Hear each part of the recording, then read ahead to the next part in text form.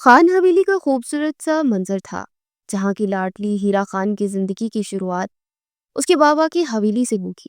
وہ روز اول سے ہی حویلی میں رہی تھی۔ اپنی ماں کو تو اس نے دیکھا نہیں تھا۔ اس کے بابا کہتے تھے کہ ہیرا کی ماں اسے پیدا کرتے وفات پا گئی تھی۔ یہ وہ حقیقت تھی جسے یاد کر کے ہیرا خان اکثر رونے لگتی۔ اس کو روتا دیکھ کر اس کے بابا بھی دکھی ہو جاتے۔ ہیرا کی جان اس کے بابا میں تھی۔ ان کے دکھی ہونے کی وجہ سے اس نے اپنے بابا کے سامنے رونا چھوڑ دیا تھا۔ وہ اکیلے میں بیٹھ کر رو لیتی تھی، اپنی ماں کو یاد کرتی۔ ویسے تو اس کے خاندان کی سبھی عورتیں اس سے بہت محبت کرتی تھی، خاص طور پر اس کی پھپھو جو طلاق کے بعد ان کی حویلی میں ہی رہتی تھی۔ وہ ہیرا کو ہتھیلی کا چھالا بنا کر رکھتی تھی، مگر پھر بھی ماں تو ماں ہوتی ہے نا، چاہے کتنے ہی لوگ لاڈ اٹھانے والے ہوں، ماں کی محبت کا مقابلہ نہیں کر سکتے۔ ہیرا خان بھی یوں ہی ماں کو یاد کیا کرتی تھی۔ اسے اپنے بابا سے بے پناہ محبت تھی، کیونکہ وہ واحد تھے جن کے ساتھ وقت گزار کر ہیرا خان کو ماں یاد نہیں آتی تھی۔ دلاور خان نے بھی ہیرا خان کو دل کے ٹکڑے کی طرح سنبھال رکھا تھا۔ اس کے ساتھ کئی سیکیورٹی گارڈ ہر وقت موجود ہوتے تھے۔ وہ جہاں جاتی ہیوی سیکیورٹی اس کے ساتھ رہتی۔ ہیرا خان کو اس قدر حفاظت سے چڑ تھی، مگر وہ باپ کی محبت کے آگے کچھ کہہ نہ پاتی۔ خاندان کی دوسری عورتوں کے مقابل وہ فیشن دل کھول کر کرتی تھی، مگر اس کا فیشن لحاظ سے باہر نہ ہوتا تھا۔ وہ فیشن بھی حد میں رہ کر کرتی۔ کبھی اس نے وہ لباس نہ پہنا جس سے جسم کی نمائش ہو۔ اس کی کئی دوستیں اس کو مغربی لباس پہننے کی دعوت دے چکی تھی، مگر اس معاملے میں ہیرا خان کا دل بہت سخت تھا۔ وہ ہر بار منع کر دیتی۔ وہ جینز پہنتی ہے شارٹ، کبھی اتنا ٹائٹ نہ پہنتی کہ مقابل اس کے جسم کی تراش کا حساب لگا سکے۔ وہ بلا کی خوبصورت تھی، پھر بھی اس کی دادی اس کے لباس کے خلاف تھی، مگر پرواہ کسے تھی؟ اس کے خاندان کے سبھی لڑکے اس پر جان دیتے تھے، سبھی کو اس کی خواہش تھی، مگر اسے کسی کی بھی پرواہ نہ تھی۔ وہ اپنے آپ میں رہنے والوں میں سے تھی۔ وہ کسی لڑکے کو گلے نہ لگاتے، نہ ہی ہاتھ ملاتے۔ اسے آج تک کسی کزن نے بھی نہیں چھوا تھا، جبکہ اس کا حسن چھو لینے کے لیے اکساتا ضرور تھا۔ وہ بھی صرف 17 سال کی تھی، مگر پھر بھی آدھے خاندان کے لڑکوں کے پرپوز اس کے لیے آ چکے تھے، جسے اس کے بابا نے انکار کیا۔ وہ خود بھی بہت غصہ ہوتی تھی اور منہ پر ہی بے عزتی کر دیتی۔ اکثر ہی اس کا لہجہ حد درجہ تلخ ہو جاتا۔ خاندان کے زیادہ تر مرد اس کے اس قدر سخت لہجے سے ناراض ہوتے تھے، مگر اس کے بابا کو کبھی ان کی ناراضگی سے فرق نہ پڑتا۔ وہ کبھی اس کی وجہ سے شرمندہ نہیں ہوئے تھے، نہ ان کا سر جھکا تھا۔ اس کا تعارف سر اٹھا کر، سینہ تان کر کرتے تھے، چاہے کچھ بھی ہو جائے۔ انہوں نے کبھی اسے کسی بھی بات سے منع نہیں کیا تھا، نہ ہی کبھی چھوڑنے کا کہا تھا۔ اس کے دادا گاؤں کے چودھری تھے، پشتون خاندان سے تعلق رکھنے والے۔ وہ خان زادی تھی۔ اس کے دادا نے اس کی شادی اس کے تایا کے بیٹے سے طے کر رکھی تھی، جس کا علم صرف اس کے بابا اور تایا اور اسد خان کو تھا۔ باقی خاندان اس فیصلے سے ناواقف تھا۔ وہ خود بھی نہیں تھی کہ اس کی منگنی بچپن میں ہو چکی ہے۔ جلدی اس کا نکاح تھا، مگر وہ نہیں جانتی تھی، نہ کسی اور کو خبر تھی کہ اس کی قسمت بھی کیا ہے۔ اس کے معاملے میں تو خدا کچھ اور ہی خدا کو منظور تھا۔ ہیرا خان کو پڑھنے کا بہت شوق تھا۔ اسے ڈاکٹر بننا تھا۔ اس کے گاؤں میں کوئی ہسپتال نہیں تھا۔ اس کا خواب تھا کہ وہ ڈاکٹر بن کر واپس جائے اور اپنے گاؤں میں ہسپتال بنوائے۔ تبھی وہ اسکول کے بعد کالج پڑھنے کے لیے شہر شفٹ ہوئے تھے۔ پہلے گاؤں میں اس کے بابا نے اس کے لیے ایک الگ پیلس بنوایا تھا، اور جب وہ شہر شفٹ ہوئے تو وہاں بھی کچھ ہی عرصے میں اس کے نام پر پیلس تعمیر ہوا تھا۔ اس کے بابا خود اسے چھوڑنے اور لینے جاتے تھے۔ کئی بار اس کی کالج سے لیو لے کر دلاور خان واپس گاؤں گئے تھے۔ وہاں ہونے والی بحث سے ہیرا خان ناواقف تھی، مگر دلاور خان پریشان تھے۔ اکثر انہیں اپنی ماں کی باتیں پریشان کرتی۔ اب بھی وہ اپنی ماں کے پاس بیٹھے تھے۔ کیا ضرورت ہے بیٹی کو ڈاکٹر بنانے کی؟ کیا کر لے گی وہ ڈاکٹر بن کر؟ ویسے بھی جلدی اس کی شادی کر دی جائے گی، جیسے ہی اسد خان اپنی پڑھائی پوری کر کے آئے گا ہیرا کی شادی اس سے کر دی جائے گی۔ اور آپ کو کیا لگتا ہے چھوٹے خان، اسد خان کبھی اپنی بیوی ہیرا خان کو ہسپتال میں جاب کرنے کی اجازت دے گا؟ خان بھی کی بات پر دلاور خان نے ہاتھ میں پکڑا چائے کا کپ میز پر رکھا۔ امو جان، میں نے اپنی بیٹی پر بہت محنت کی ہے اسے اس مقام تک پہنچانے کے لیے، اور وہ محنت کر رہی ہے۔ میں اس کی اور اپنی محنت کسی شرط پر رائگاں نہیں جانے دوں گا، پھر چاہے کچھ بھی ہو جائے۔ اور مجھے یقین ہے میرا اسد، میرا بچہ اتنی چھوٹی سوچ کا مالک نہیں ہوگا کہ وہ ہیرا خان کو ڈاکٹری کرنے سے روکے۔ وہ کبھی اسے قید کر کے نہیں رکھے گا۔ آپ بھی زیادہ فکر نہ کیا کریں۔ دلاور خان نے تحمل کا مظاہرہ کرتے ہوئے تفصیل سے جواب دیا تھا، جبکہ ان کے جواب پر خان بھی نے ناگواریت سے منہ پھیرا۔ وہ لڑکیوں کے پڑھنے کے خلاف تھی، بقول ان کے لڑکیاں صرف اسکول کی تعلیم حاصل کریں، ان کے لیے یہی کافی ہے، کیونکہ انہیں تو صرف نسل کی ہی تربیت کرنی ہوتی ہے۔ وہ دنیاوی تعلیم کو وقت کا ضیاع سمجھتی تھی۔ یہی وجہ تھی کہ جب ہیرا خان نے کالج جانے کی بات کی تب بھی خان بی نے بہت تماشا کھڑا کیا، مگر دلاور خان کی ضد کے آگے وہ بے بس ثابت ہوئی تھی۔ مگر انہوں نے سوچ لیا تھا کہ اس بات کا بدلہ ضرور لیں گی۔ اندر ہی اندر وہ ایک کھیل ترکیب دینے لگی تھی۔ انہوں نے اپنے آدمیوں کے ذریعے ہیرا خان کا داخلہ رکوایا تھا۔ جب اس بات کی خبر دلاور خان کو ہوئی، انہوں نے پوری حویلی سر پر اٹھا لی تھی، جس پر خان بھی غصے سے پاگل ہونے کو تھی۔ اور سب سے بڑی بات تو اسد خان کی مداخلت تھی، جس نے خود حویلی فون کر کے اپنی دادی کو ہیرا خان کے آگے پڑھنے پر منانے کے لیے زور دیا تھا۔ تب سے ہی خان بی کو اسد خان بھی برا لگنے لگا تھا۔ وہ ان کا لاڈلا پوتا تھا، اور شادی سے پہلے ہی وہ پورا یوں ایک ہاتھ جتنی لڑکی کے لیے ان کے سامنے کھڑا ہوا تھا۔ یہ بات ان کی انا پر لگی تھی۔ دیکھو میری جان، ہم تو بس یہی کہہ رہے ہیں کہ شہر کا ماحول بہت برا ہے۔ وہاں لڑکے لڑکیاں ایک ہی جگہ پر بیٹھ کر پڑھتے ہیں، جس سے نامحرم کا فرق ختم ہونے لگتا ہے۔ لڑکیاں خراب ہوتی ہے ایسے ماحول میں۔ ہم نہیں چاہتے کہ ہیرا خان پر کسی برے ماحول کا اثر ہو۔ وہ آخری کوشش کر رہی تھی، مگر سامنے بھی دلاور خان تھے، جنہوں نے مسکراتے ان کی بات رد کرتی تھی اور فخر سے سینہ چوڑا کرتے ہوئے بولے تھے، امو جان، میری بیٹی میرا فخر ہے، پتہ ہے کیوں؟ انہوں نے مسکراتے ہوئے پوچھا، مگر خان بھی دانت پیستے خاموش رہی۔ ان کے پاس جواب نہیں تھا۔ انہیں یوں خاموش دے کر دلاور خان دوبارہ بولے، کیونکہ میں نے اس کی ماں کے بغیر بھی اس کی تربیت میں کمی نہیں چھوڑی ہے۔ اب بے فکر رہیں، وہ میرا سر کبھی نہیں جھکائے گی۔ اگر جھکا بھی دے گی تو بات آپ میں سے کسی پر نہیں آئے گی۔ یہ میرا یعنی دلاور خان کا وعدہ ہے آپ سے۔ وہ کہتے چلے گئے تھے اور پیچھے خان بھی بس غصے کو ضبط کرتے پہلو بدل کے رہ گئی تھی۔ انہوں نے کچھ سوچتے اپنی بڑی بہو کو کال کی، جو کہ اپنی ماں کی عیادت کو اپنے میکے گئی ہوئی تھی۔ کال پک ہوتے ہی وہ گرجنے لگی تھی۔ غصے سے ان کا برا حال تھا۔ تبسم خانم، تم کب آؤ گی؟ ماں کے گھٹنے چھوڑ کر بلاؤ اسد خان کو واپس، اور حویلی آ کر اپنے بیٹے کے لیے ہیرا خان کا ہاتھ مانگو۔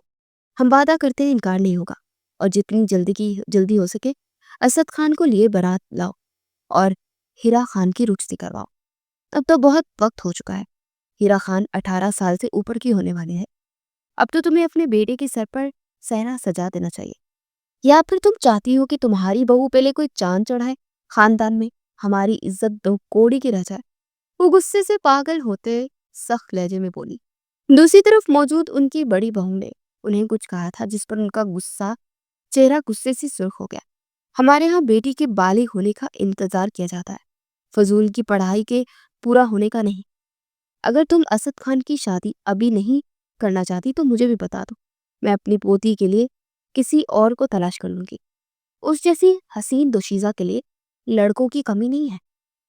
خان بھی نے غصے سے کہتے فون کاٹ دیا اور غصے سے موبائل سامنے میز پر پٹکا۔ ہیرا خان بہت پڑھ نکل آیا نا تمہارے، انہیں تو ایسا کاٹوں گی کہ تم ہمیشہ یاد رکھو گی۔ خان بی سے بدتمیزی کا انجام کیا ہوتا ہے۔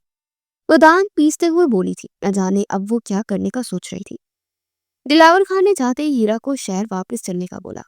اس کے کالج کا بھی وقت ہو رہا تھا، تبھی وہ تیزی سے تیار ہوئی تھی، اور اس وقت ہیرا تیار ہو کر باہر کھڑی اپنے بابا کے آنے کا انتظار کر رہی تھی، جو نہ جانے کیا کرنے لگ گئے تھے۔ تبھی اس کی نظر گیٹ پر گئی، اسے کھلتے اور اسد خان کی بائک کو اندر آتے دیکھ اس کا دل عجیب طریقے سے دھڑکنے لگا تھا۔ وہ ہمیشہ ہی یوں ہی اسد خان کو دیکھ کر اپنے دل کو بے قابو ہوتا محسوس کرتی تھی، کیوں یہ وہ خود بھی نہیں جانتی تھی۔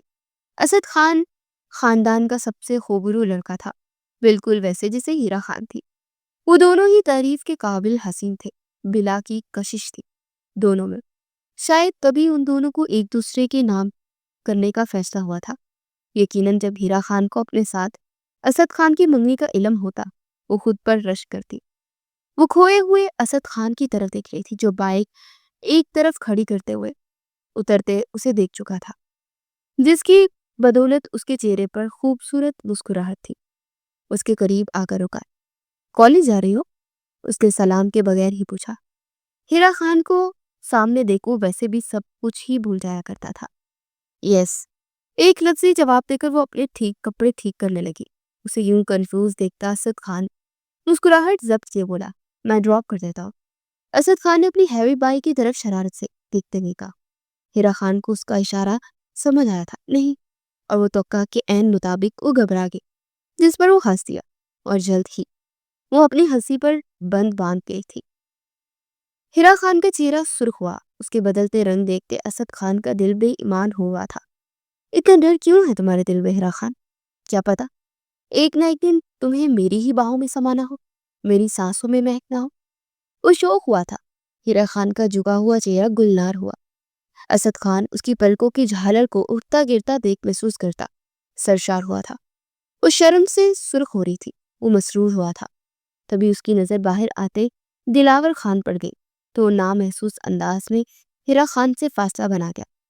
ہیرا خان نے بھی جلدی سے خود کو نارمل کیا کہ کہیں اس کے بابا سب کچھ سمجھ ہی نہ جائے۔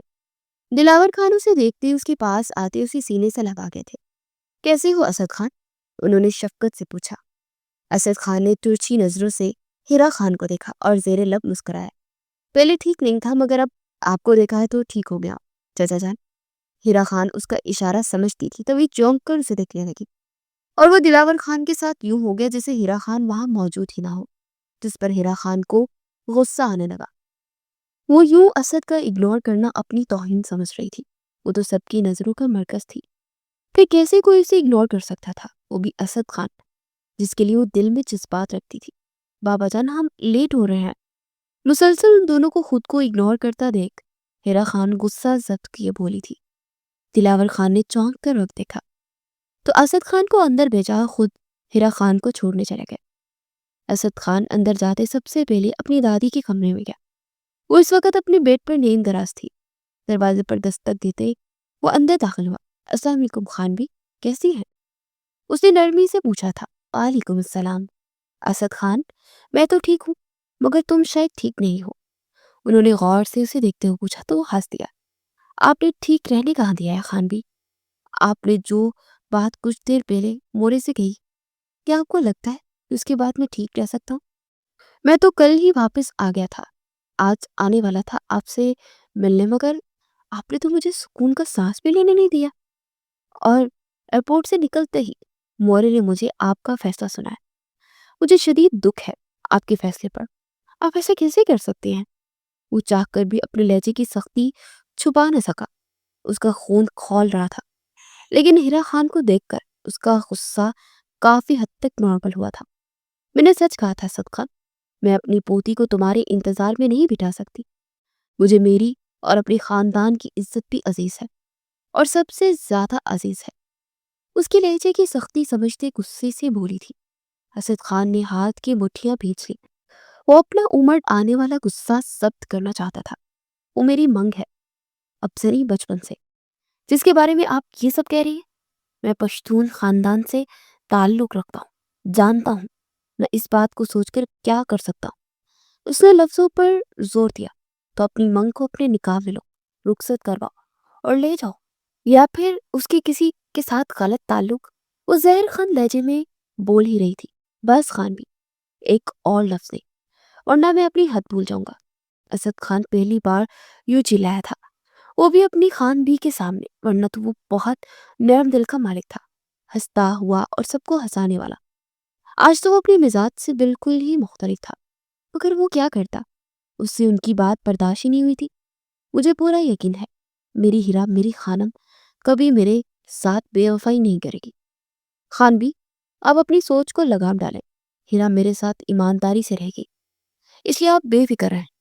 وہ کہتا ہوا لمبے ڈھک پڑتا چلا گیا۔ پیچھے وہ بس غصے سے اسے جاتا دیکھتی رہ گئی۔ ہیرا خان کالج کا گیٹ عبور کرتے اندر داخل ہوئی۔ ایک نظر اس نے سب پر ڈالی۔ رنگین دنیا ویسی ہی تھی، روز کی طرح۔ اسے اپنی دوست کو ڈھونڈا مگر وہ کہیں نظر نہ آئی، تو پھر وہ اپنی کلاس کی جانب تیز قدموں سے جانے لگی۔ وہ کسی سے بات نہ کرتی تھی کیونکہ وہاں سبھی اس کے حسن کے آگے آہیں بڑھتے تھے اور اکثر تو اسے مصنوعی حسین ہونے کا طنز کرتے تھے۔ اسے عجیب قسم کی باتیں سناتے، اکثر اس سے سوال کرتے، کیا لگاتی ہو، کیا پروسیس ہے، کون سا آپریشن کروایا ہے جو اتنی گوری ہو، کیا کوئی اسپیشل ٹریٹمنٹ ہے، ہمیں بھی بتا دو، فکر مت کرو تم سے کم ہی حسین بنیں گے۔ مگر اس نے کبھی کسی کی بات کو سیریس نہیں لیا تھا۔ اس نے ہمیشہ اپنی پڑھائی پر فوکس کیا۔ وہ شروع سے ہی اپنی پڑھائی پر سب سے زیادہ فوکس کرتی تھی، اس لیے وہ ٹاپ پر رہی تھی۔ اس بار بھی اسے اول پوزیشن لینی تھی۔ وہ چاہتی تھی کہ اس کے خاندان والے اس کے بابا کو کسی قسم کا طنز نہ کرے۔ ایسا نہیں تھا کہ اس کے بابا اس کی پڑھائی کے لیے لڑ نہیں سکتے تھے، مگر وہ اپنی محنت کے بل پر پڑھ کر یہ ثابت کرنا چاہتی تھی کہ وہ ایک قابل لڑکی ہے جو اپنے خاندان اور اپنے بابا کا نام روشن کر سکتی ہے۔ وہ چاہتی تھی کہ اس کے خاندان میں لڑکیوں کی پڑھائی بھی یوں ہی عام ہو جیسے لڑکوں کی ہے۔ اسے لندن کی سب سے بڑی میڈیکل یونیورسٹی میں اپلائی کرنا تھا، یہ اس کا خواب تھا، اور وہ لندن جا کر اپنے میڈیکل کی پڑھائی پوری کرے۔ اس بات کا ذکر اس نے اپنے بابا سے بھی کیا تھا۔ وہ بہت خوش ہوئے اور اسے تسلی بھی دی کہ وہ ایسا ضرور کریں گے۔ ان کی بیٹی کا کوئی خواب ہو اور ادھورا رہ جائے، ایسا نہیں ہوگا۔ وہ دن رات اس کے لیے دعا کرتی تھی۔ یہی وجہ تھی کہ وہ رات دیر تک پڑھتی رہتی۔ ہیرا خان کے کالج کی سبھی لڑکیاں اور لڑکے اس کے حسن سے خر کھاتے تھے۔ انہیں الجھن ہوتی تھی، اس کے قریب سے گزرتے اکثر اس پر جملے کستے کہ وہ بہت بری لگتی ہے اوور حسن کے ساتھ، مگر ہیرا خان نے کبھی ان کی باتوں پر دھیان ہی نہ دیا جس پر وہ اسے مغرور کہتے، اسی لیے وہ اس سے بات کرنا مناسب نہ سمجھتے۔ اس کی بس ایک ہی دوست تھی، اس کے علاوہ اس نے کسی سے بھی دوستی نہیں کی تھی کیونکہ کوئی اور لڑکی اس کی دوستی کے قابل نہیں تھی۔ ہیرا کو یہ بات شدت سے محسوس ہوتی کہ لوگ اس کے حسن پر جیلس ہوتے ہیں، مگر وہ کسی کے سامنے ظاہر نہیں کرتی تھی۔ وہ نہیں چاہتی تھی کہ کوئی اس کو زیادہ تنگ کرے، تبھی وہ سب سے دور رہتی تھی۔ یار ہیرا، تم سچ میں بہت حسین ہو، اس لیے یہ لوگ جیلس ہوتے ہیں، تم پریشان مت ہوا کرو۔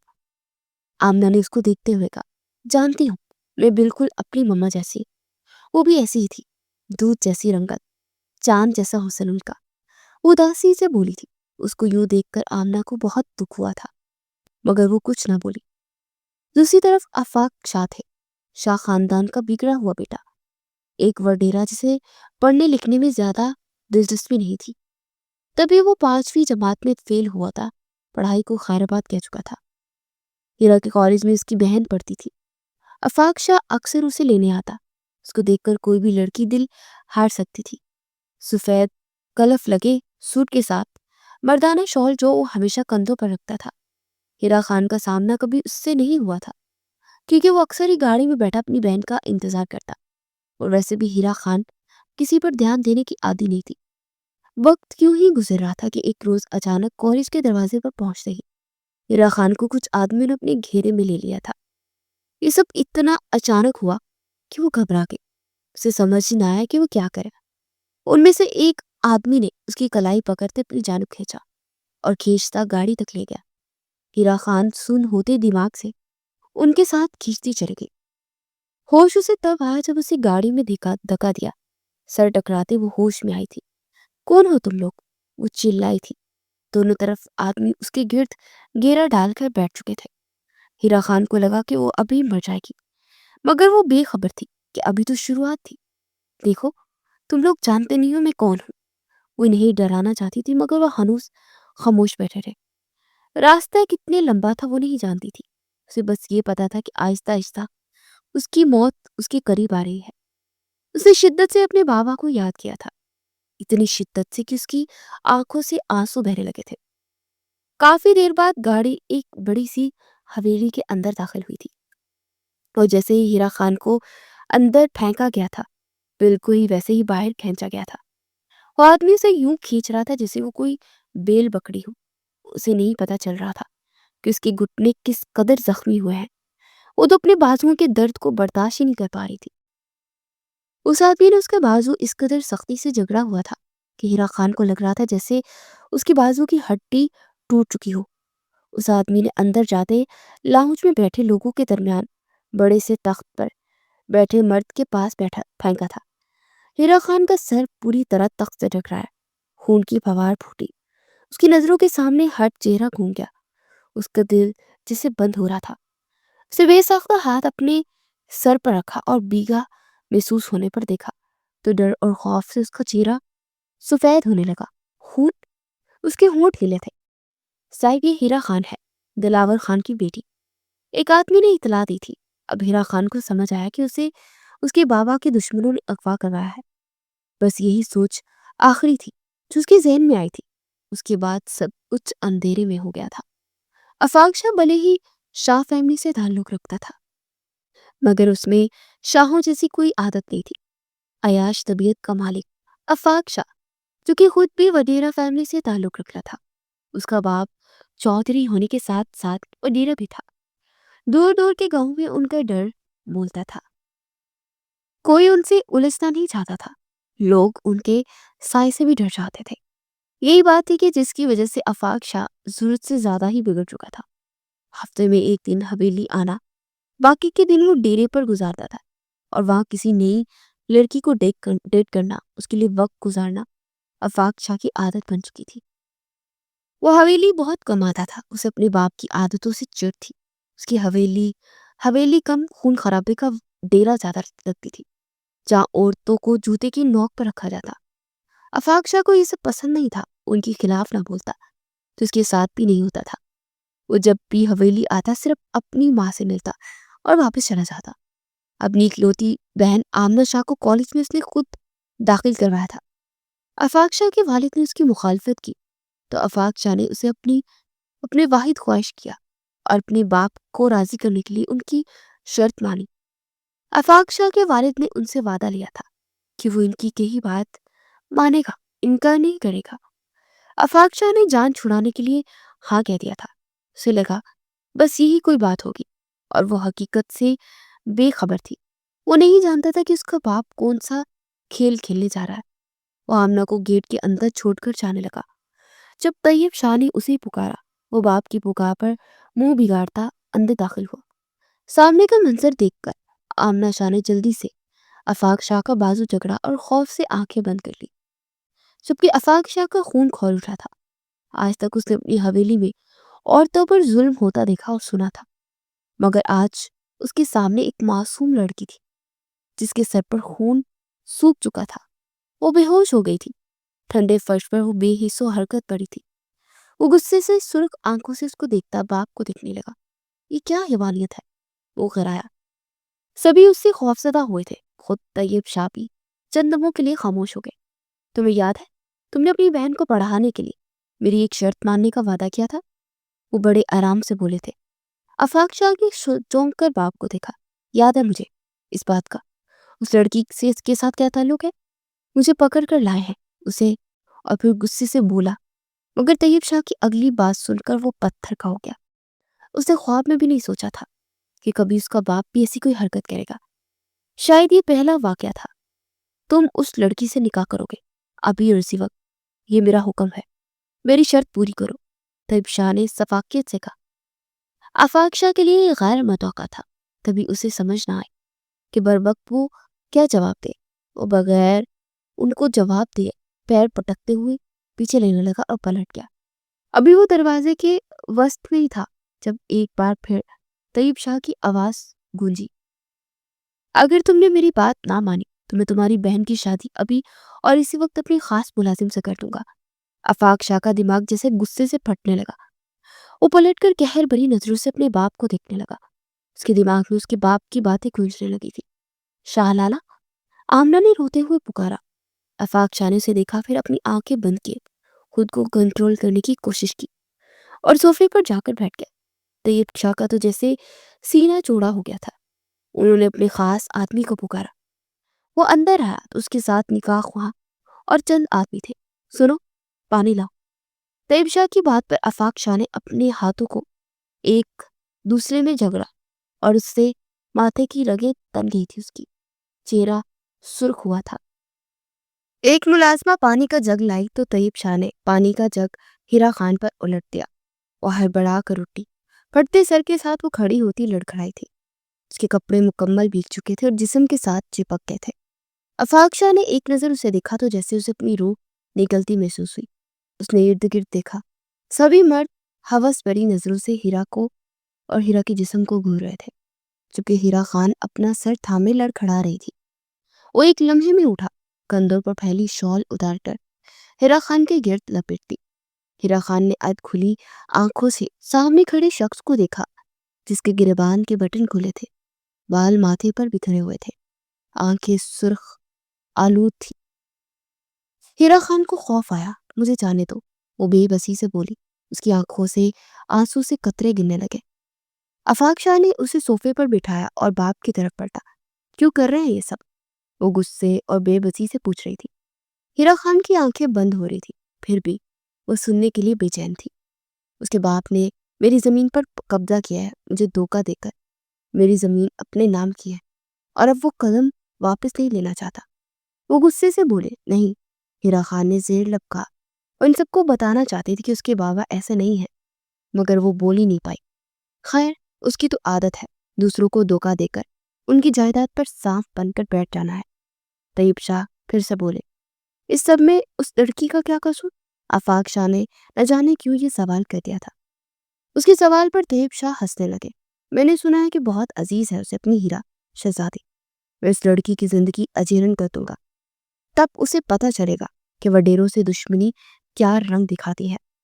یہ لڑکی موت مانگے گی اور اس کا وہ دھوکے باز باپ بغیر موت کے مرے گا۔ وہ نفرت سے بولے تھے۔ ہیرا خان نے بے بسی سے ان سب کو دیکھا۔ آفاق شاہ نے غصہ ضبط کیا اور صوفے پر ہیرا کے برابر بیٹھ گیا۔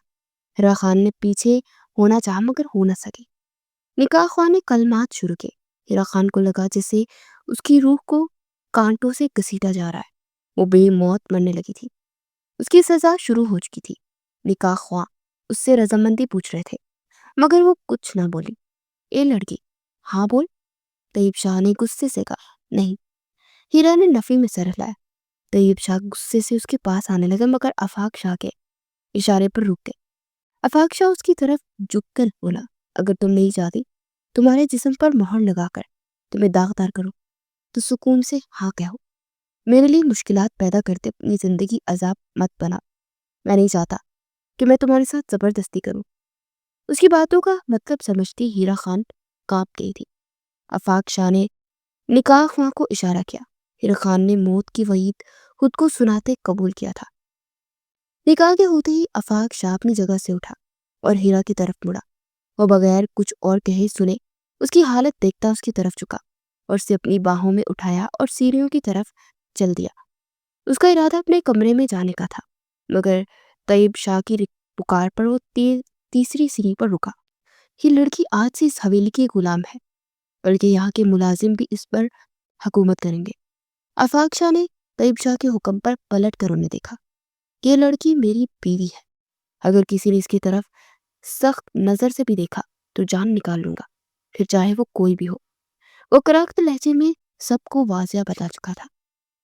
آفاق شاہ، اپنی حد میں رہو۔ طیب شاہ کو اس کی بات پسند نہ آئی تھی۔ میری بھی یہی ہدایت آپ کو، وہ کہتا اب کی بار رکا نہیں تھا، سیدھا اپنے کمرے میں گیا اور نرمی سے ہیرا کو بیڈ پر لٹایا تھا۔ اس کی چین شال میں پھنسی تو وہ دور نہ ہو سکا۔ دونوں کے درمیان اتنا فاصلہ تھا کہ ہیرا کی بکھری سانسیں آفاق شاہ کے چہرے پر پڑ رہی تھی۔ اس نے نظریں اٹھا کر ہیرا کے چہرے کو دیکھا۔ ٹھنڈ سے نیلا ہوتا اس کا چہرہ کانپتے ہونٹوں کو دیکھ آفاق کے دل کی دھڑکن رکی تھی۔ بے ساختہ وہ اس کے چہرے پر جھکا تھا اور چند لمحوں بعد پیچھے ہوا تو ہیرا کی سانسوں کے ساتھ اس کی اپنی سانسیں بھی بکھری ہوئی تھی۔ وہ تیزی سے پیچھے ہوا، شال میں وہ پوری طرح پھنسی۔ چین ٹوٹ کر آفاق کے گلے پر نشان چھوڑ گئی تھی۔ وہ پیچھے ہوتا گہرا سانس لینے لگا۔ یہ زندگی میں پہلی بار ہوا تھا کہ وہ یوں کسی لڑکی کے لیے اتنے قریب ہوا ہو۔ چند لمحے اس نے خود کو سنبھالا اور پھر فرسٹ ایڈ باکس ڈھونڈتے اس کے قریب بیٹھا۔ اس کے سر کا زخم صاف کیا اور وہاں دوا لگائی۔ ہیرا کی سسکی نکلی، کچھ نہیں ہوا، ابھی ٹھیک ہو جائے گا۔ آفاق شاہ نے اسے تسلی دی۔ وہ سردی سے کانپ رہی تھی، مگر نیند بے ہوشی ہونے کی وجہ سے اسے اپنے کپڑے تبدیل نہیں کر سکتی تھی۔ وہ آفاق شاہ نے کئی بار اسے جگانے کی کوشش کی مگر وہ نہ اٹھی تو وہ پریشان ہو گیا۔ اسے سمجھ نہیں آ رہا تھا کہ آخر وہ کیا کرے۔ اگر یہ ساری رات گیلے کپڑوں میں رہی تو بیمار ہو جائے گی، وہ خود سے بولا، اور پھر ایک خیال ذہن میں آیا تو اس کا اپنا چہرہ سرخ ہوا۔ مگر کوئی دوسرا راستہ بھی تو نہیں تھا نا۔ اس نے اپنے ٹراؤزر شرٹ نکالا اور ہیرا کے قریب بیٹھ گیا۔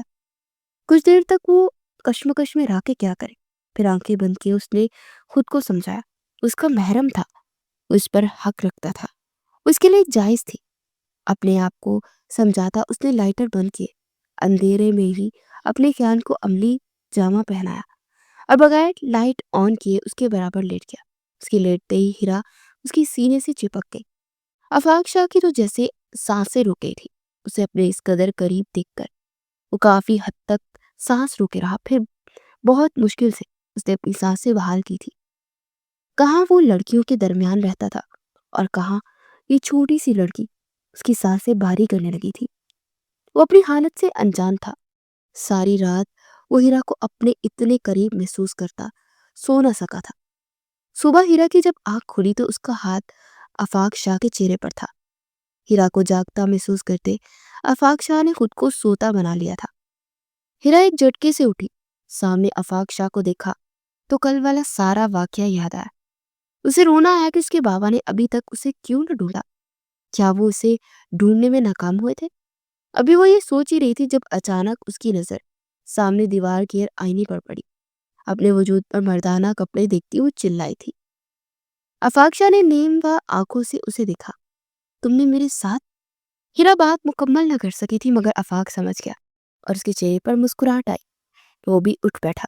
تمہارا شوہر ہوں، حق رکھتا ہوں تم پر، تمہارے جسم پر۔ اتنی حیران کیوں ہو رہی ہو؟ ویسے یار تم ہو بہت خوبصورت۔ اس نے تیزی سے آفاق شاہ کی ہاتھ پر اپنا ہاتھ اٹھایا اور اسے تھپڑ مارنا چاہا۔ آفاق شاہ نے اس کا ہاتھ پکڑ لیا اور سرخ ہوتی آنکھوں سے اسے دیکھا۔ اب شرارت کہیں نہیں تھی۔ خبردار ہیرا خان، ہاتھ توڑ دوں گا میں تمہارا اگر تم نے دوبارہ ایسی کوشش کی۔ شوہر ہوں میں تمہارا، یہ بات اپنے دل و دماغ میں بٹھا لو۔ دوبارہ ایسی کوئی حرکت مت کرنا، میں آخری بار کہہ رہا ہوں تم سے۔ وہ غرایا تھا اور ہیرا کانپ گئی تھی۔ اپنا ہاتھ چھڑوانا چاہا تو آفاق شاہ کے ہاتھ چھوڑتے ہی اباگ کر واش روم جاتی بند ہو گئی تھی۔ آفاق شاہ نے بھی اپنے چہرے پر ہاتھ پھیرتے خود کو ریلیکس کیا۔ وہ اٹھ کر کمرے سے نکل گیا۔ جب ہیرا کو یقین ہو گیا کہ اب وہ کمرے میں کوئی بھی نہیں ہے تو ذرا سا دروازہ کھولتی، باہر جھانکتی، کمرے کو خالی پا کر باہر نکلی اور کمرے کا دروازہ اندر سے جلدی سے لاک کیے بیڈ پر بیٹھی۔ یا اللہ جی میرے بابا کو بھیج دے، مجھے ان جاہلوں سے بچا لے۔ پتہ نہیں بابا کا کیا حال ہوا ہوگا، میری گمشدگی جان کر وہ تو رونے لگے ہوں گے، اتنی محبت کرتے ہو مجھ سے، ان کی حالت بگڑ کی ہوگی۔ یا اللہ میرے بابا کو کچھ نہ ہونے دیجیے گا، انہیں میرے پاس لے آئیں یا مجھے بابا کے پاس لے جائیں۔ وہ مسلسل یہی دعائیں کر رہی تھی جب اس کی نظریں صوفے پر گئی۔ وہاں اس کے کپڑے پڑے تھے۔ وہ تیزی سے اٹھی اور اپنے کپڑے لیے واش روم میں گھسی تھی۔ جب وہ واپس باہر نکلی تو کمرے میں آفاق شاہ موجود تھا۔ میز پر ناشتہ پڑا تھا۔ اسے بھوک تو بہت لگی تھی مگر وہ خود پر کنٹرول کر گئی۔ آؤ ناشتہ کرو، آفاق شاہ نے بھاری لہجے میں کہا۔ ہیرا نے منہ موڑ لیا اور بیڈ پر جا کر بیٹھ گئی۔ آفاق شاہ نے ناراضگی سے اس کا پھولا ہوا چہرہ دیکھا۔ اسے وہ بہت پیاری لگی تھی۔ اٹھ کر اس کی طرف گیا۔ ہیرا اسے اپنے قریب آتا دیکھ کر گھبرا گئی۔ آفاق شاہ نے اس کے اطراف میں ہاتھ رکھتے اس کے اوپر جھکتے اس کے چہرے پر پھونک ماری۔ ہیرا کی سانس سینے میں ہی کہیں اٹک گئی تھی۔ بیگم صاحبہ، معصوم سا بندہ ہوں، کیوں اپنی اداؤں سے گائل کر رہی ہیں؟ حد بھول جاؤں گا، اور یقین کریں آپ کی ننھی سی جان ابھی مجھے برداشت کرنے کی طاقت نہیں رکھتی ہے، اس لیے خود کو سنبھال لے۔ وہ خمار آلود لہجے میں بولا اور ہیرا کے دل کی دھڑکنیں تیزی سے پکڑی تھی۔ اسے یوں لگ رہا تھا جیسے ابھی دل سینے سے نکل آئے گا۔ دور ہو کر بات کرو، وہ گھبراتے ہوئے تیزی سے بولی۔ آفاق شاہ مزید اس کے اوپر جھکا۔ ہیرا پیچھے کو ہوتے گرتی لیٹ چکی تھی۔ اس کے گال پر لب رکھتا پیچھے ہوا۔ میٹھی ہو، अपनी कही बात पर हीरा को गुलनार होता चेहरा देखकर वो खिलखिला कर हकैका लगाता हंसता मजे से सोफे पर जा बैठा, जबकि हीरा अपनी बेबसी पर रो देने को हुई थी। नाश्ता कर लो आकर, फिर मुझे डेरे पर जाना है, और मेरे बाद तुम्हें कोई खाने को जहर भी लाकर नहीं देगा, इसलिए अभी ऑफर है, खाना खा लो। वो मुस्कुराते हुए बोला था। हीरा ने अना एक तरफ रखी और उससे फासला रखते बैठी, मगर अगले लम्हे अफाक शाह ने उसकी कमर में हाथ डाले, उसे अपने बिल्कुल साथ लगा लिया। हीरा का दिल फिर से एहतजाज करने लगा, मगर वो कुछ कर न सके, क्योंकि अफाक शाह का हाथ हनूस हीरा की कमर के गिर्द हिसार बनाए हुए था। नाश्ते के बाद अफाक शाह कपड़े चेंज करके ड्रेसिंग के सामने खड़ा परफ्यूम छिड़क रहा था। हीरा ने उसे देखा। वो एक खूबरू शख्स था, वडेरा लुक। अफाक शाह पलटता उसके करीब आया कि वो पीछे को हुई और वो हंस दिया। कमरे से बाहर मत निकलना, चाहे कुछ भी हो, और अगर कोई तुम्हें नुकसान पहुंचाना चाहे तो डरना मत, डट कर जवाब देना, ठीक है? वो संजीदगी से समझाता चला गया। हीरा ने कोई जवाब न दिया और उसके जाते ही हीरा वहां से भागने का सोचने लगी। उसे यकीन था कि उसके बाबा कुछ गलत नहीं कर सकते, और भला उसके बाबा क्यों किसी की जायदाद पर नजर रखते? वो खुद खानदानी जागीरदार थे। उसे बस यहाँ से निकलकर अपने बाबा तक जाना था, फिर सब कुछ उसके बाबा संभाल लेते। काफी देर के बाद उसने दरवाजे से झांक कर बाहर देखा। रास्ता साफ था। वो आहिस्ता से बाहर निकली। हर तरफ खामोशी थी। वो हैरान हुई, मगर फिर शुक्र अदा करते सीढ़ियों के करीब गई और नीचे झांका। वहां भी खामोशी थी। वो आहिस्ता से सीढ़ियां उतरती दरवाजे तक पहुंच चुकी थी। जैसे ही उसने दरवाजा खोला, उसकी सांस रुक गई थी।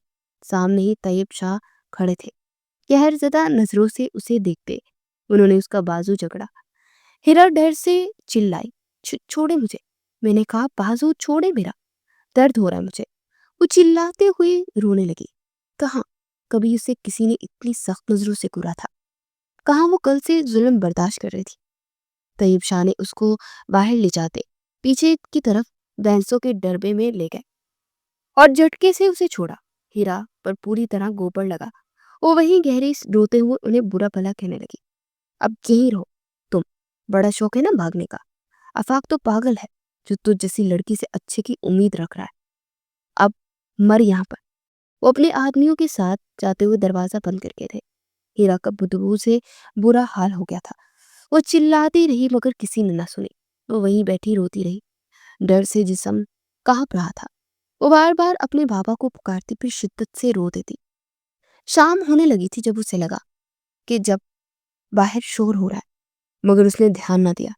तभी दरवाजा खुला और गुस्से की शिद्दत से सुर्ख होते चेहरे के साथ अफाक शाह वहां आया। हीरा को देखता, उसके करीब जाता, उसके हाथ पकड़ते वो वहां से निकला था। हीरा ने देखा कि उसके हाथ गंदे होने के बावजूद उस शख्स ने सख्ती से थाम लिए थे। अफाक शाह ने उसे गाड़ी में बिठाया। ये तुम ठीक नहीं कर रही, तैयब शाह ने गुस्से से कहा, मगर अफाक ने यूं जाहिर किया जैसे सुना ही ना हो। वो गाड़ी में बैठती रो रही थी। काफी देर बाद वो एक छोटे से घर के सामने रुके थे। गाड़ी से निकलता अफाक शाह उसकी जानिब आया और से बाहर निकाला, फिर दरवाजा खोलते अंदर दाखिल हुआ। जहां पहुंचते ही उसने एक झटके से हीरा को छोड़ा।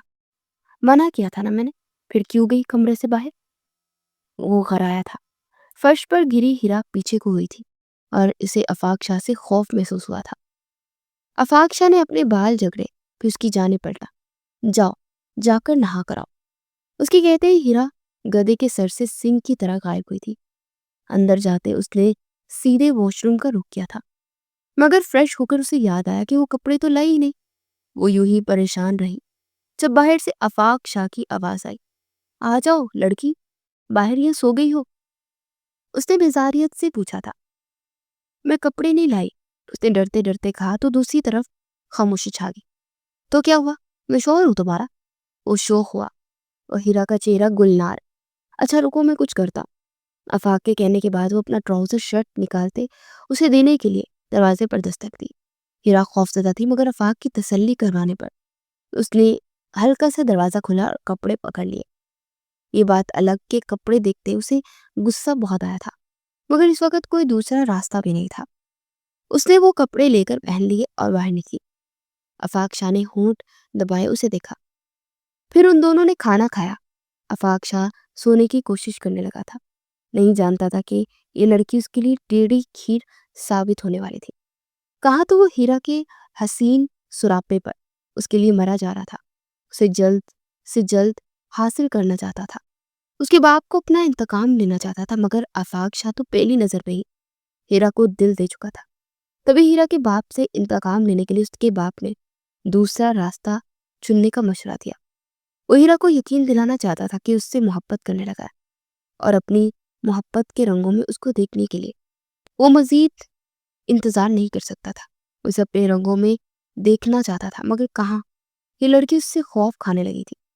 وہ یہی سوچتا رہا کہ کل سے وہ ہیرا کو سب کچھ سمجھائے گا اور وہ سچ بھی بتائیں گے، جسے سن کر شاید ہیرا بکھر جاتی، مگر وہ سوچ چکا تھا کہ وہ اسے سمیٹ لے گا، اسے بکھرا ہوا نہیں رہنے دے گا۔ پھر بھی ایک رات درمیان تھی، یعنی کہ آج کی رات اسے انتظار کرنا تھا۔ بس ایک رات کی بات تھی، یہ سوچ کر اس کا دل پرسکون ہو گیا تھا۔ دل پر جیسے ٹھنڈے چھینٹے پڑنے لگے تھے۔ اگلے دن صبح سویرے ہی ایک عجیب سے شور سے اس کی آنکھ کھلی تھی۔ کسی لڑکی کے چلانے کی آواز سنائی دے رہی تھی، مسلسل بلند ہوتی چیخیں آفاق شاہ کے کانوں سے ٹکرائی تو وہ فوراً سے اپنے کمرے سے باہر نکل کر آیا تھا۔ یہ کیا شور مچایا ہوا ہے تم نے؟ وہ حال میں آ کر دہاڑ کر پوچھی تو جیسے ہیرا سہم گئی، اور اس کے سہم جانے سے جیسے وہ چیخیں وہیں تھم کر رہ گئی۔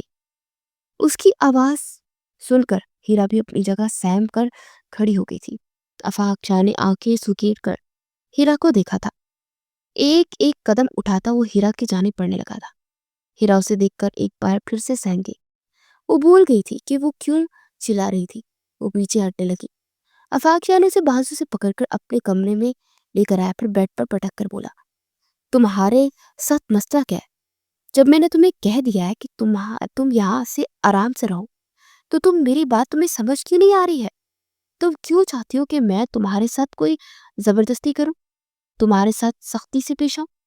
میں جتنا تمہارے ساتھ نرمی سے پیش آنے کی کوشش کر رہا ہوں، تم اتنا ہی میری نرمی سے میرے سر پر چڑھتی جا رہی ہو۔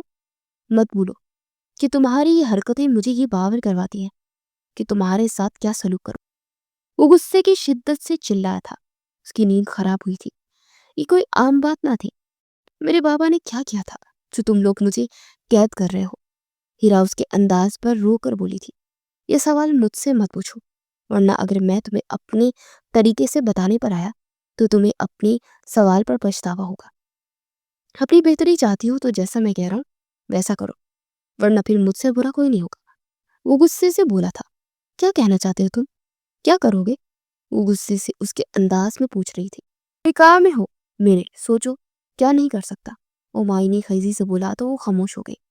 اتنا تو اسے بھی اندازہ ہو گیا تھا کہ اس گھر میں اسے بچانے کے لیے آنے والا کوئی بھی نہیں ہے۔ اگر یہ شخص زبردستی کرنے پر آیا تو اس کی زندگی برباد کر کے رکھ دے گا، اور وہ کسی کو منہ دکھانے کی قابل بھی نہیں رہے گی۔ آفاق شاہ ناشتے کے بعد چلا گیا۔ شام گئے وہ واپس آئے، اور آتے ہی اس نے ہیرا کو بات کرنے کے لیے سامنے بٹھایا تھا۔ دونوں کے درمیان خاموشی تھی۔ مجھے تمہیں کچھ بتانا ہے، دیکھو میں تمہیں پڑھا لکھا تو نہیں ہوں تمہاری طرح جو تمہیں طریقے سے سمجھا سکوں کہ تمہیں دکھ نہ ہو، اس لیے پلیز سنبھل کر بات سننا۔ ہیرا نے نا سمجھی سے اسے دیکھا تھا، مگر آفاق شاہ کی بات سن کر اس کے سر پر ساتوں آسمان گرے تھے۔ وہ آنکھیں بھارے اسے دیکھنے لگی۔ یہ جھوٹ ہے، وہ حلق کے بل چلائی۔ آفاق نے افسوس سے اسے دیکھا، یہ سچ ہے، تمہارا موجودہ باپ تمہاری حقیقی باپ نہیں ہے۔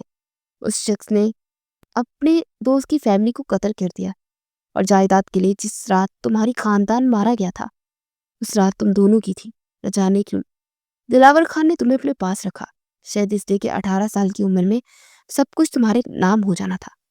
تمہارے 18 سال کے ہوتے ہی وہ سب کچھ اپنے نام کروا کر تمہیں مروا دیتا۔ وہ کہتا جا رہا تھا، پھر چلا گیا۔ وہ جانتا تھا کہ وہ ہیرا کو روتے نہیں دیکھ سکتا، اسی لیے وہ وہاں سے چلا گیا تو پھوٹ پھوٹ کر رو پڑی۔ پھوپھو جان کی گود میں اس نے آنکھ کھولی تھی۔ پھوپھو جان کے علاوہ تو اس نے صرف بابا کی محبت دیکھی تھی، ماں کو صرف اس نے تصویروں کی حد تک ہی دیکھا تھا۔ اس نے ہمیشہ سنا تھا کہ بابا نے ہیرا کے لیے دوسری شادی کرنے سے صاف انکار کر دیا۔ وہ نہیں چاہتے تھے کہ ان کی زندگی میں آنے والی عورت کیسی ہو، اور وہ ان کی بیٹی کو ماں کا پیار بھی دے سکے گی۔ یا پھر ایسے ہی ہو سکتا ہے کہ ہم اپنی بیٹی سے دور کر دیں؟ یہ سوچ کر انہوں نے اپنی زندگی اکیلے تنہا گزاری تھی۔ ان کی زندگی کا ایک ایسا باب تھا جہاں ہیرا آئیڈل سمجھتی تھی، میرے بابا جیسا دنیا میں کوئی نہیں ہے، میرے بابا بہت اچھے ہیں، بہت نیک، ان جیسا پورے ورلڈ میں کوئی نہیں۔ وہ فخر سے اپنی کزنز کے درمیان سر اٹھا کر یہ بات کہتی تھی تو اس کی کزنز محض خاموشی سے اسے دیکھ کر رہ جاتی، کیونکہ دلاور خان کیسا انسان تھا اس بارے میں خاندان کا بچہ بچہ بھی واقف تھا۔ بہت ظالم اور جابر انسان تھا۔ یہ باتیں ہیرا نے سنی تھی، مگر اس سب میں کس حد تک سچائی تھی؟ ہیرا ان سب باتوں سے بے خبر تھی۔ وہ اپنی ہستی میں، اپنی خوشیوں میں مگن تھی، لیکن حقیقت تو آج کھلی تھی۔ اس کی دنیا اجڑ گئی تھی۔ وہ یوں ہی کافی دیر روتی رہی، اپنے مرے ہوئے ماں باپ کو، اس شخص کو جس نے اسے دنیا کی ہر خوشی تھی مگر صرف دکھاوے کے لیے۔ وہ تڑپ رہی تھی۔ اچانک اٹھ کر اس نے کمرے کی چیزیں توڑنا شروع کر دی اور ساتھ ساتھ چلا بھی رہی تھی۔ باہر بیٹھے آفاق شاہ نے شور سن کر دروازہ کھولا تو اندر کا منظر دیکھ کر سن رہ گئے۔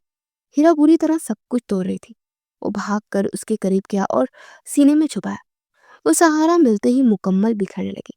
آفاق ضبط کے انتہائی مراحل سے طے کر رہا تھا جو اس کی باہوں میں جھول گئی تھی۔ آفاق نے پریشانی سے اٹھا کر اسے بستر پر ڈالا اور اس کے قریب جھکا اسے پکارنے لگا، ہیرا اٹھو، سنو یار، اٹھو نہ ہوئے لڑکی۔ وہ پریشانی سے اس کا چیرا چھوتا ہوا کہہ رہا تھا، جس نے ڈاکٹر کو کال کی، جس نے آتے ہی چیک اپ کیا، شدید ذہنی دباؤ کا بتایا اور احتیاط کا کہتا چلا گیا۔ آفاق اس کے ساتھ ہی لیٹتا اسے حصار میں لے گیا تھا۔ وہ بس یہی سوچ رہا تھا کہ کیسے اس معصوم لڑکی کو اس جگہ سے نکالنا چاہیے۔ ہیرا نے کروٹ بدلی تو اس کا بازو کسی کے مضبوط سینے سے ٹکرایا۔ اسے بند آنکھوں سے ہی ہاتھ سامنے والے کے چہرے پر پھیر کر اپنا وہم کو جھٹلانے کی ایک چھوٹی سی کوشش کی تھی، لیکن جلدی وہ کرنٹ کھاتے اٹھ کر بیٹھی۔ اس کے اتنے قریب آدھی رات کو کون آ سکتا تھا؟ اندھیرے میں وہ بیٹھی گھبراتے ہوئے پوچھنے لگی تھی، کون ہے آپ؟ ہیرا کی تو جان حلق میں ہی آ گئی تھی، جبکہ اس کی بوکھلاہٹ دیکھ کر سامنے والے کے ہونٹوں پر پیاری سی مسکراہٹ آئی تھی۔ جانشا، آفاق شاہ نے نرمی سے پکارا تھا۔ یہ وہ آواز تھی جو ہیرا کے لیے سب سے خوفناک تھی، اور یہی وہ زندگی کے واحد انسان تھے جن سے ہیرا کو پہلی بار خوف آیا تھا۔ کون ہے؟ اس نے اپنا وہم جتلانے کی آخری کوشش کی کہ وہ مکمل اپنا نکاح بھول چکی تھی۔ آفاق شاہ۔ اس کے جواب پر ہیرا کی جان عذاب ہوئی تھی۔ آپ اس وقت میرے روم میں کیا کر رہے ہیں؟ ہیرا نے کانپتے لہجے سے پوچھا۔ وہ اپنا نکاح بھول چکی تھی۔ یہ سوال آتے ہی آفاق کا دماغ پھک سے اڑا۔ کیوں؟ سامنے سے آفاق نے الٹا سوال کیا اور غصہ کنٹرول کر رہا تھا۔ کیا اب مجھے اپنے روم میں آنے کے لیے اجازت کی ضرورت پڑے گی؟ وہ ہیرا کو دیکھتا سخت لہجے میں پوچھ رہا تھا۔ آپ کا روم؟ ہیرا کو جھٹکا لگا۔ تبھی ہیرا نے بیڈ سے اٹھنے کی کوشش کی، مگر مقابل نے اس کا بازو دبوچے سے اپنے قریب بیڈ پر گرانے والے انداز میں لٹایا۔ خبردار ہیرا، جو تم نے یہ کہا کہ تم ہمارا نکاح بھول چکی ہو، تم مجھے بھول چکی ہو۔ آفاق کو غصہ آیا۔ وہ ایسے کیسے اتنا اہم تعلق بھول سکتی تھی؟ تعلق بھی وہ جو چند لمحے پہلے بنا تھا، جبکہ اس کی بات پر ہیرا کی جان جانے لگی تھی۔ مگر میری شادی تو اسد سے ہونی۔ اس کی بات آفاق نے درمیان میں ہی قید کر لی۔ ہیرا تڑپ اٹھی۔ وہ کچھ دیر بعد پیچھے ہوا۔ دوبارہ کبھی کسی اور کا نام ان لبوں سے ادا ہوا تو جان نکال دوں گا۔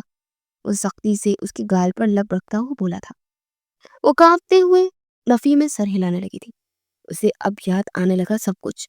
وہ دوبارہ رو دی تھی۔ وہ تنہا رہ گئی تھی۔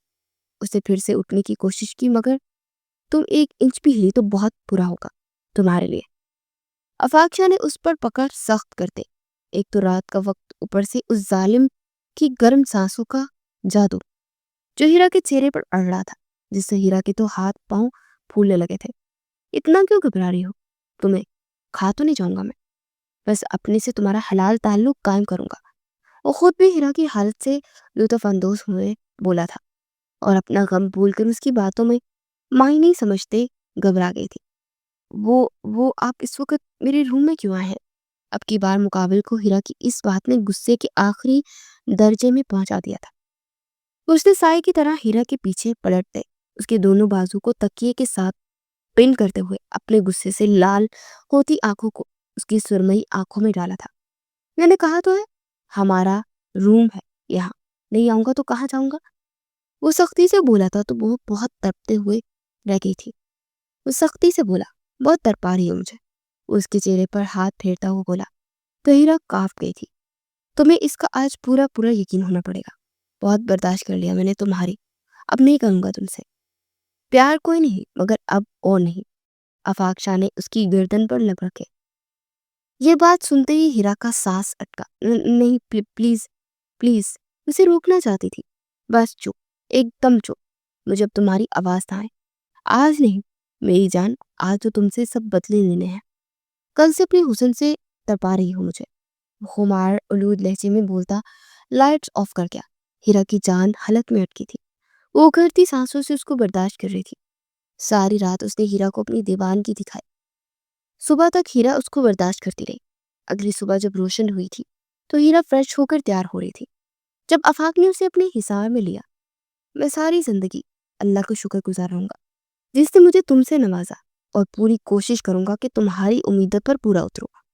اس کی پیشانی پر بوسہ دیتا پختہ لہجے میں بولا۔ پھر سب نے دیکھا کہ کیسے آفاق شاہ نے ہیرا کے خواب کی تعبیر دی تھی۔ ہیرا نے بھی دن رات لگا کر اپنا میڈیکل پورا کیا۔ آفاق نے دلاور خان کے خلاف کیس لڑ کر ہیرا کا حق دلوا دیا تھا۔ ہیرا نے اپنی جائیداد سے ہسپتال تعمیر کروانے کا فیصلہ کیا تھا۔ آفاق کو کوئی اعتراض نہیں تھا، وہ بس اس کے قریب رہ کر اسے خوش دیکھنا چاہتا تھا۔ اس کی چاہت وہ دیوان کی بھلے ہی ہیرا کی جان حلق میں اتار دیتی تھی، مگر اس کی سپورٹ سے ہیرا خود کو محفوظ نصیب سمجھتی تھی۔ جب شاہ ابھی تک بیٹے سے ناراض تھے، مگر آفاق شاہ کو ہمیشہ کی طرح اب بھی فکر نہیں تھی۔ وہ اپنی بیوی کے ساتھ خوش تھا، الگ دنیا بسائے ہوئے۔ وہ سب سے الگ تھا، اپنی بہن اور ماں کو پاس لے گیا تھا۔ طیب شاہ نے بہت ہنگامہ کیا مگر آفاق شاہ کے غصے کے آگے کچھ نہ کر سکے۔ آفاق شاہ نے ہیرا شاہ کو ہر دکھ سے نکال کر خوشیوں بھرا جہان دیا۔ ہیرا کو کبھی ان کے ان پڑھ ہونے پر شرمندہ نہ ہوئی تھی، کیونکہ آفاق نے خود کو اس کے قابل سمجھا اور بنا لیا تھا۔